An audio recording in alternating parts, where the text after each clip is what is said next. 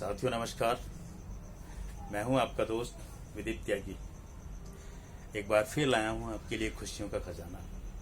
एक ऐसा खजाना साथियों जिसकी हर किसी को चाह होती है और आप भी एक लंबे समय से प्रतीक्षा कर रहे होंगे।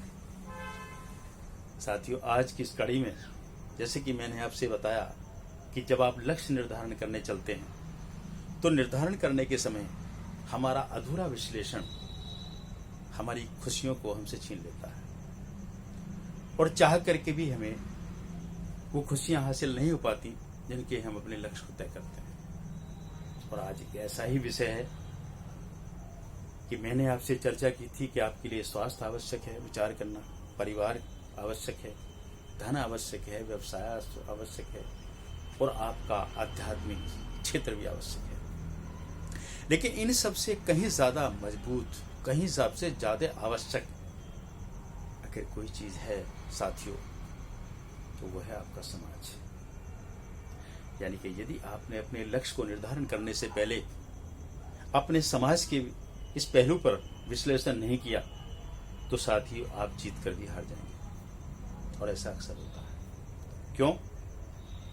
आपकी सुरक्षा समाज के अंदर जीवित है। यानी कि समाज के अंदर ही आप सुरक्षित रह सकते हैं। समाज आपकी सुरक्षा का एक कवच है। यदि आपने वो कवच भेद कर दिया, वो कवच कमजोर पड़ गया तो आप असुरक्षा के शिकार रहेंगे।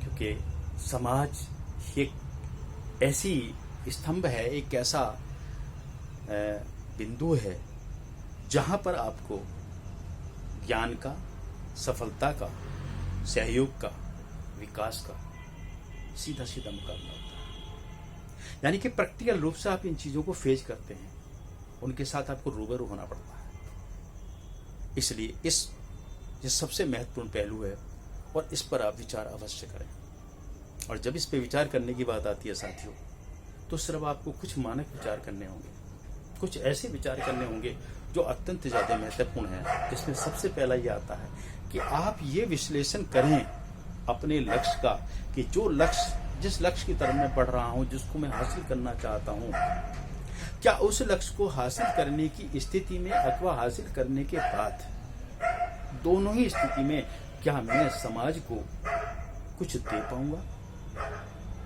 कुछ अच्छा दे पाऊंगा, उसकी सहायता कर पाऊंगा या उसका शोषण करूंगा। यदि आप शोषण की दिशा सोच रहे हैं साथियों तो आप गलती पर हैं। आपको हमेशा यही ध्यान रखना है कि मैं समाज को क्या दे सकता हूं। यदि आपने समाज को कुछ देने की भावना रखी, आपके लक्ष्य के अंदर देने का एटीट्यूड है तो निश्चित रूप से आप सही रास्ते की तरफ हैं। दूसरा एक महत्वपूर्ण जो विषय है वो ये आता है कि क्या आपके लक्ष्य निर्धारण करने से समाज को कोई नई दिशा मिलेगी। यानी कि वो दिशा जिस पर चलने के बाद समाज का विकास होगा, समाज को बेहतर महसूस होगा, समाज अपने को और ज्यादा सुरक्षित महसूस करेगा, विकसित महसूस करेगा। और साथियों अगर यहां से आपको मिलता है कि हाँ आज मेरी तरक्की हो रही है, लोगों की तरक्की भी होगी, तो आप सही दिशा में साथियों। और एक तीसरा बहुत महत्वपूर्ण बिंदु है साथियों जिसके विषय में मैं ये कहूं कि इसके बिना तो सब कुछ अधूरा है। आपको क्या विचार करना है, क्या आपने ऐसा कोई कार्य किया है, आपने कोई ऐसी दशा, कोई ऐसा विचार इस समाज को दिया है कि आने वाला समय लोग आपको याद करें, आपके लक्ष्य को याद करें, आपका लक्ष्य और आप दोनों ही उनके आदर्श बन जाए। यानी कि लोग आपके जैसा करना चाहें, आपके जैसा काम करना चाहें, आपके जैसे विचार रखना चाहें। साथियों अगर ऐसा हुआ तो निश्चित रूप से आपको खुशियां मिलेंगी।